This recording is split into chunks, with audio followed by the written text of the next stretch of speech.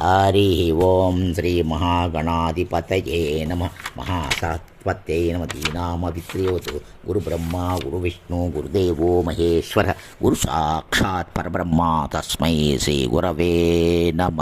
శుక్లాంబరధరం విష్ణుం శశివర్ణం చతుర్భుజం ప్రసన్నవదనం ధ్యాయే సర్వవిఘ్నోపశాంతయే అగజానన పద్మార్కం గజాననమహర్నిశం అనేకదం తం భక్తానామేకదంతముపాస్మయే. శారదా శారదాంభోజపదనాపదనాంభుజే సర్వదా సర్వదా అస్మాకం సన్నిధిం క్రియాత్. కూజంతం రామ రామేతి మధురం మధురాక్షరం ఆహ్య కవితాశాఖం వందే వాల్మీకి కోకిలం.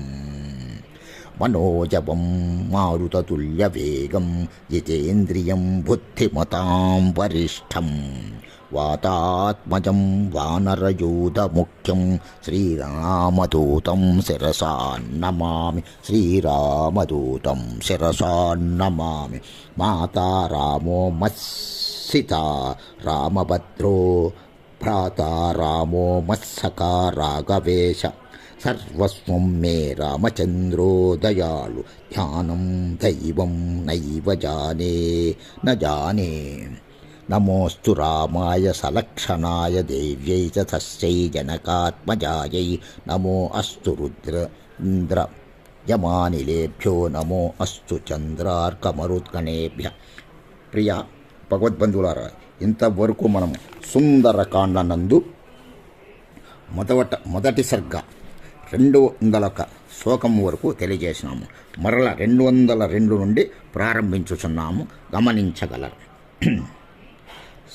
సాగరం సాగరానూపం సాగరానూపచాంద్రుమాన్ సాగరస్య చ పత్నీనాం ముఖాన్యపి విలోకయన్. సాగరం సాగరునూపం సాగరానూపచాంద్రుమాన్ సాగరస్య చ పత్నీనాం ముఖాన్యపి విలోకయన్.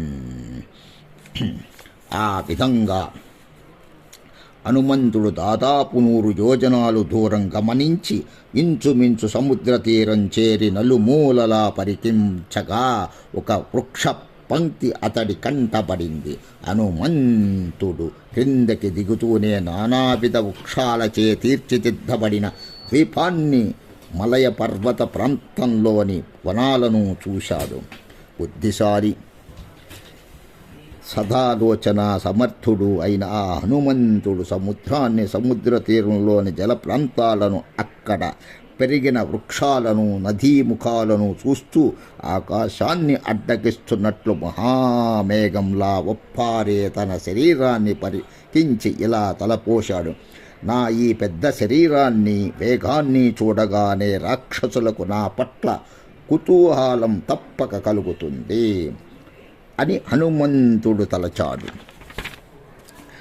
అలా అనుకొని కొండ వంటి తన శరీరాన్ని చిన్నదిగా చేసి అజ్ఞానం తొలగిపోయిన ఆత్మజ్ఞాని తన స్వరూపాన్ని పొందినట్లు సహజ రూపం సంతరించుకొన్న త్రివిక్రముడై బలిని నిర్జించి విష్ణువును తన స్వాభావిక వామన రూపాన్ని పొందిన విధంగా హనుమంతుడు తన మహారూపాన్ని ఉపసంహరించుకొని సహజ రూపం దాల్చాడు.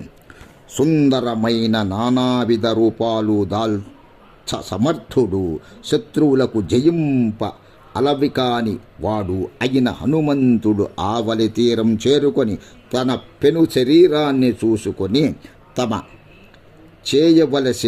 తను చేయవలసిన పనిని నిర్ణయించుకొని ఇతరులకు అసాధ్యమైన సూక్ష్మరూపం దాల్చాడు. తరువాత మహాపర్వత శిఖరంలా ఒప్పారే మహత్వుడైన హనుమంతుడు సమస్త వస్తు సమృద్ధము, వివిధ రంగుల చిన్న చిన్న శిఖరాలు గలది మొగలి పొదలు, విరిగి చెట్లు, కొబ్బరి చెట్లతో శోభించే లంబపర్వత శిఖరం మీద దిగాడు.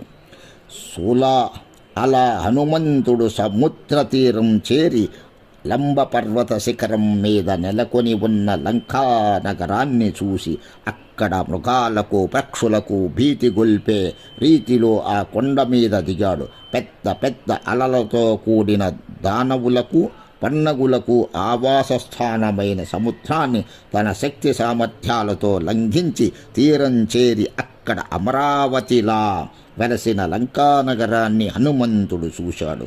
శ్రీమద్ వాల్మీకి రామాయణమున మొదటి సర్గ సమాప్తం. ఓం నమః శివాయ చ నమః శివాయ. హరి ఓం.